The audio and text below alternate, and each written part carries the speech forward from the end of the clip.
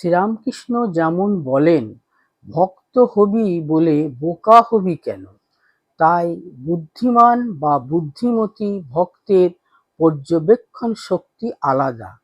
তেমনি বুদ্ধিমতী একজন শ্রীরামকৃষ্ণ সারদা লীলার অন্তরঙ্গ সহচরী, কৌমার্য ব্রতধারিণী ভক্তিমতী গৌরদাসী, পরবর্তীকালে ভক্তদের গৌরী মা। দক্ষিণেশ্বরের প্রেমের ঠাকুর একদিন সারদামণির বাসস্থানে নহবতে এসে তার সামনে গৌরীদাসীকে সকৌতুকে জিজ্ঞাসা করেন, বলতো গৌরদাসী, তুই কাকে বেশি ভালোবাসিস? রসিক ঠাকুরের এই ইঙ্গিত বুঝে ফেলে গৌরদাসী গান গেয়ে যে তারই প্রশ্নের জবাবে তাকে কোণঠাসা করবেন তা কিন্তু তিনি বুঝতে পারেননি। সুললিত কণ্ঠে গৌরদাসী গান ধরেন, রাই হতে তুমি বড় নও হে বাঁকা বংশীধারী, লোকের বিপদ হলে ডাকে মধুসূদন বলে, তোমার বিপদ হলে পরে বাঁশিতে বলো রাই কিশোরী। ব্যাস, এই গান শোনার পর হাস্যমুখে পরাজিত বাঁকা বংশীধারীর স্বস্থানে প্রস্থান। আর রায়কিশোরী গানের ভাব বুঝতে পেরে সলজ্জ বধূটির মতো গায়িকার হাত চেপে ধরেন। কিন্তু গানটি তো অতি সত্যি।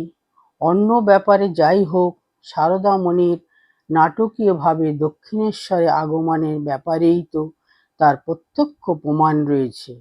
হৃদয়রাম দক্ষিণেশ্বর থেকে হঠাৎ চলে গেলে সেবা যত্নের অসুবিধা হচ্ছে দেখে স্বয়ং মধুসূদনই ত্রাহি ত্রাহি কণ্ঠে সারদামণিকে সাদর আহ্বান জানান দক্ষিণেশ্বরে, এখানে আমার কষ্ট হচ্ছে, তুমি অবশ্য আসবে। ডুলি করে হোক, পালকি করে হোক, 10 টাকা লাগুক, 20 টাকা লাগুক, আমি দেব। তাই দক্ষিণেশ্বরের এই রাই কিশোরীরও আকর্ষণ বড় কম নয়। গৌরদাসীর মতো ভক্তিমতী মেয়েদের কাছে দক্ষিণেশ্বরে এসে সারদামণির নহবতের সংসারেই এরা কাটিয়ে দেন 2-4 দিন আনন্দে। এদের মধ্যে গৌরদাসী আবার শুধু তেজস্বিনীই নন, স্পষ্টবাদিনীও।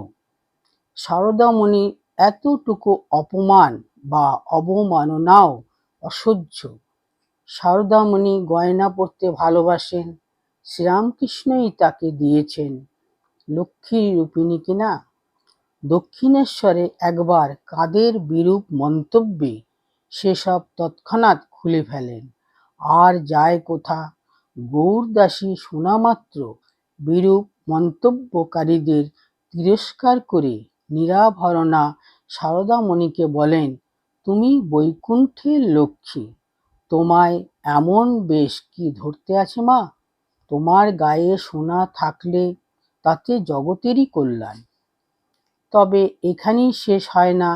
গৌরদাসী এরপর মনের সাধে সারদামণিকে সব গয়না পরিয়ে উত্তম বস্ত্রে সাজিয়ে চরণে প্রণত হয়ে বলেন, কেমন সুন্দর মানিয়েছ বলো তো, চলো একবার কর্তাকে দর্শন দেবে। সারদামণির আপত্তি সত্ত্বেও জোর করে তাকে নিয়ে শ্রীরামকৃষ্ণ সকাশে উপস্থিত করেন। আর একদিন এ ঘটনাও দক্ষিণেশ্বরে। সেদিন সারদামণি রাত 3টের সময় নহবতের ঘাটে নাইতে নেমেছেন, সঙ্গে গৌরদাসী। কিন্তু জলের মধ্যে ও কি, অন্ধকারে সারদামণির একটু শ্রীপাদ স্পর্শ পাওয়া মাত্র সেটি নড়ে ওঠে এবং ভীত সন্ত্রস্তা সারদামণি আরে বাপরে বলে উপরে উঠে আসেন এবং গৌরদাসীকে জড়িয়ে ধরে বলেন, কুমির গো। মাতৃরূপিণী অভয়ার ভয় দেখে গৌরদাসী হেসে বলেন, কুমির নয় গো, কুমির নয়, ও শিব, তোমার চরণ পরশ পাবার লেগে পড়ে আছে। এদিকে সারদামণি কিন্তু তখন পঞ্চভূতের ফাঁদে পা দিয়ে সত্যি ভয় পেয়ে গেছেন। তাই বলেন, রাখো তোমার রঙ্গ, আমি বলে ভয়ে মরি। কি সর্বনাশ, একেবারে কুমিরের ওপর গিয়ে পড়েছিলুম। গৌরদাসী তাকে আশ্বস্ত করেন, শুধু এই বলে, তুমি অভয়া, তোমার আবার ভয় কিসের? সত্যিই তো, অভয়ার অভয় পদে স্পর্শ পেয়ে সকলেই যে নির্ভয় হয়। দক্ষিণেশ্বরের রসিক চূড়ামণি কত রঙ্গরসই না জানেন। দক্ষিণেশ্বরে সারদামণির বারোমাস্যায় সেসব কত স্মৃতিই না আছে।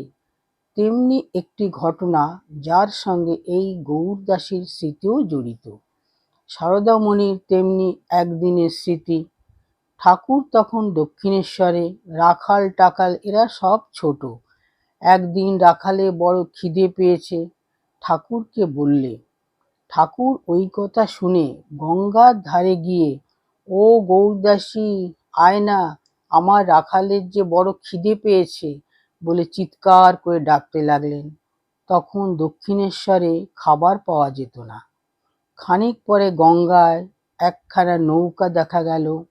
নৌকাখানা ঘাটে লাগতেই তার মধ্যে হতে বলরামবাবু, গৌরদাসী প্রভৃতি নামল, এক গামলা রসগোল্লা নিয়ে। ঠাকুর তো আনন্দে রাখালকে ডাকতে লাগলেন, ওরে আয় না রে, রসগোল্লা এসেছে, খাবি আয়। খিদে পেয়েছে বললি যে। রাখাল তখন রাগ করে বলতে লাগলো, আপনি অমন করে সকলের সামনে খিদে পেয়েছে বললেন কেন? তিনি বললেন, তাতে কি রে, খিদে পেয়েছে, খাবি, তা বলতে দোষ কি? রসিক চূড়ামণির রসগোল্লার ঘটনাটি কাকতালীয় বৎ মনে হতে পারে, তবে অসম্ভবই বা হবে কেন? দক্ষিণেশ্বরে রসই তো বিলিয়েছেন তিনি অনুক্ষণ। আর সে কি যে সে রস, একেবারে অমৃত। তার পবিত্র জীবন পাত্রটিই তো সে অমৃতের মধুভাণ্ড। তার সান্নিধ্যে, তার কথায় যার যেমন ক্ষমতা, সে ততখানি এই অমৃত আস্বাদন করতে পেরেছে তার কথামৃতে।